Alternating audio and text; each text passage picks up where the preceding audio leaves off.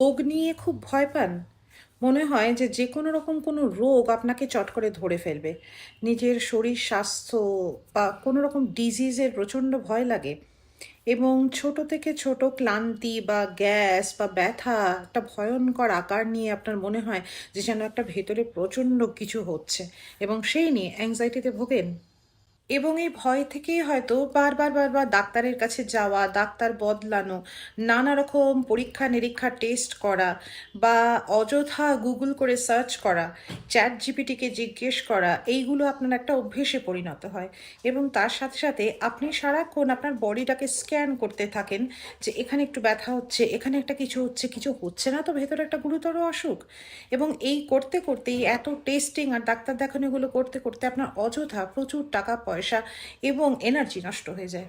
এবং এই সমস্ত টেস্ট এবং পরীক্ষার মাধ্যমে বা ডাক্তার দেখানোর মাধ্যমে আপনি কিন্তু ভালোভাবেই জেনে গেছেন যে আপনার কিন্তু কোনো শারীরিক ব্যাধি নেই। কিন্তু এই বারবার টেস্ট করা, ডাক্তার দেখানো বা গুগল করা, চ্যাট জিপিটি করা এক ধরনের মানসিক সাময়িক শান্তি দেয় আপনাকে।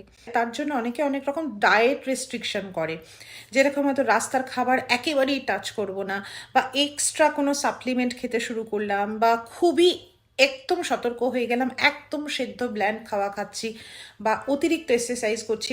এই ধরনের সমস্যাগুলোকে আমরা বলে থাকি ইলনেস অ্যাংজাইটি ডিসঅর্ডার বা হেলথ অ্যাংজাইটি বা হাইপোকন্ড্রিয়াসিস।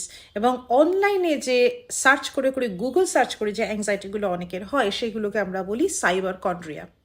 আপনারা যদি কেউ এই ধরনের সমস্যায় ভুগে থাকেন তাহলে একটু জেনে রাখা দরকার যে সাইকোথেরাপি, স্পেশালি সিবিটি থেরাপি, আপনাকে এই রিঅ্যাসুরেন্স পাওয়ার যে চক্র এবং এই উদ্বেগটাকে ম্যানেজ করার যে উপায় সেখানে কিন্তু অনেক সাহায্য করতে পারে।